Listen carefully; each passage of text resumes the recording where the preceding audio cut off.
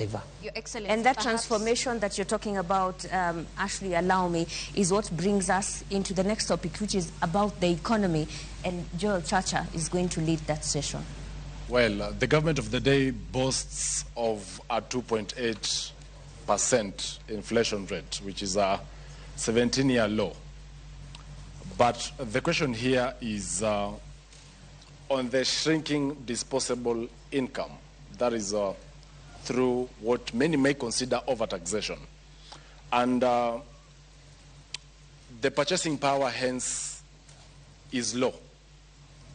How are you working to ensure that there is money in the pockets of Kenyans? Thank you. When President Ruto took over leadership of this country in 2022, the 5 or 6 macroeconomic indicators were not looking good. And I need to clarify now that I have this opportunity. Many people think when we project that time frame so that to show the distance we have covered, we are casting aspersions at the previous administration. That is not true. Kenya got to where it was in 2022 because of factors mainly beyond the control of President Uhuru Kenyatta, because the country's economy was shut down for nearly 2 years by COVID-19. No economic activity. And then, of course, the war in Ukraine, which affected the global supply chain of wheat and other oil and foodstuffs, and many other factors. So when we refer to 2022, it is not political. It's just a fact. And in any case, that's the only way we can explain what we have done. Now, straight to your issue. The macroeconomic indicators were bad. The dollar was rising on a daily basis, 160. At one point, it approached 170. The price of fuel, the same. At one point, it approached 217 per liter for petrol, super. Then inflation was 9.6%. And then if you take the 6 basic food items, starting with unga, the main ones, again, the prices were much higher than they are today. Today, essential commodities, 2 years later, are down significantly. Just to give unga as an example, from 240, 250, 230, depending on the brand, to now something between 95 and 120, depending on the brand, maybe 120 something. Number 2, the foreign exchange stability has been realized for more than a year now, from the high of 160 plus to now 127, 129 for some time. The same applies to the price of fuel, which is decreasing every day, every month, including last month when it went down by 4 shillings.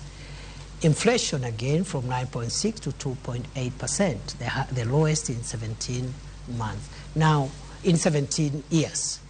Now, that has not happened by magic or by chance. It has happened because of policy interventions, subsidizing production as opposed to consumption, the fertilizer subsidy, and so many other interventions in various sectors that has managed the macroeconomic situation. It has taken 2 years. But flashback to 2002 when President Kibaki took over, when we had similar situations at the exit of President Moi. It took President Kibaki 6 years to bring back macroeconomic stability. President Ruto has taken 2 years, by the grace of God. So the 2 years look a bit long, but in the context of what has happened in the past, I think this is a bit of a very good trial. What remains now is what you're asking me.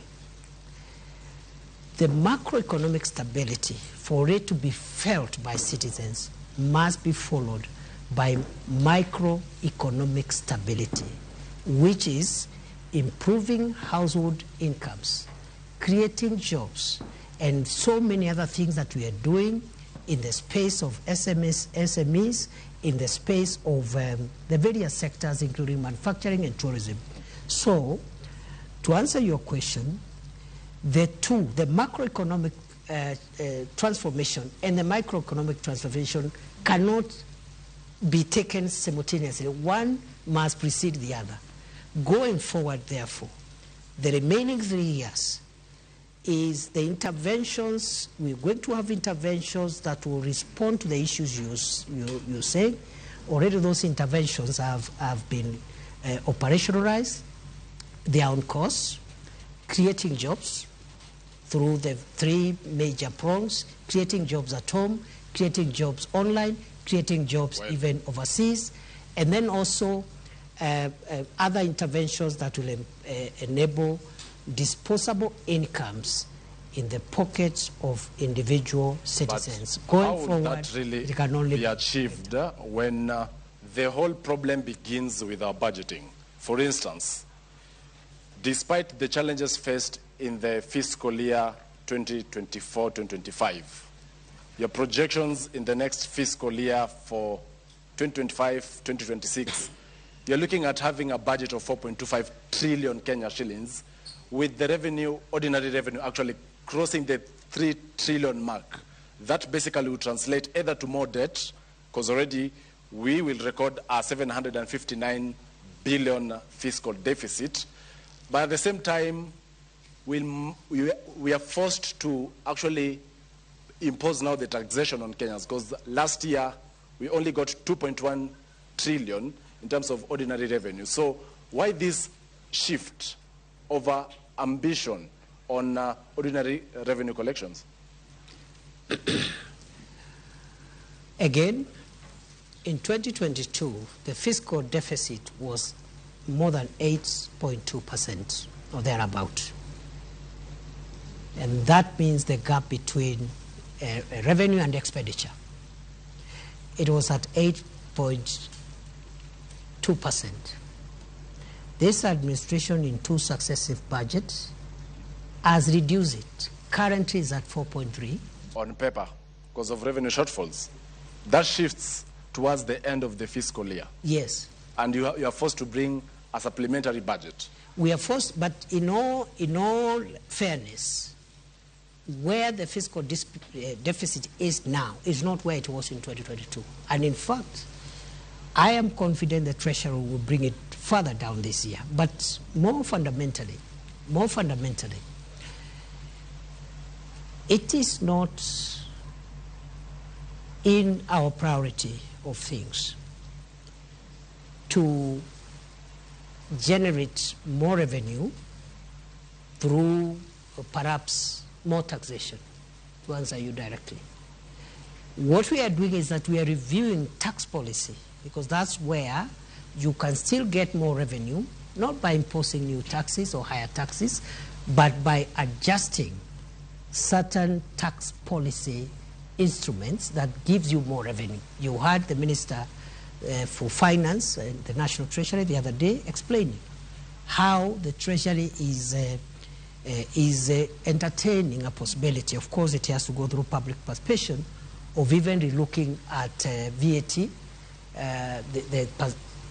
what the VAT should be like, maybe try to bring it down, and other taxes, as one of the 5 pillars this administration is putting in place to ensure that tax is a bit more accommodating, more people are bearing the burden of tax without necessarily compromising revenue. Number 2, Kenya's debt right now is in a better place than it was in 2022. 11.3 trillion is better? It is better in the sense that, you know, debt is calculated in 2 ways.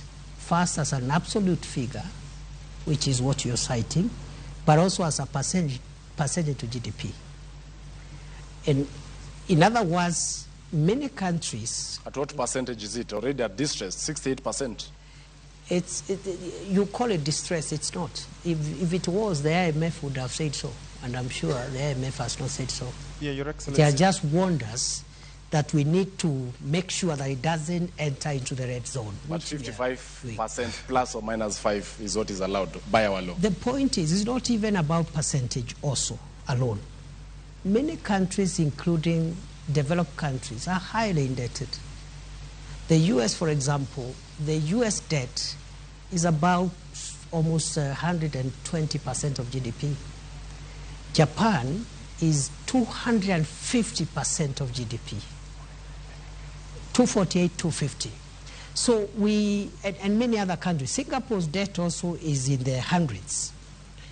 However, what we need to do, let's agree that what remains ahead is that our revenue generation measures must not lead to higher taxes. It's not a must. Number two is that the area of debt, we need to be careful so that Kenya does not enter into the unsustainability zone, and we are managing that. DP, naomba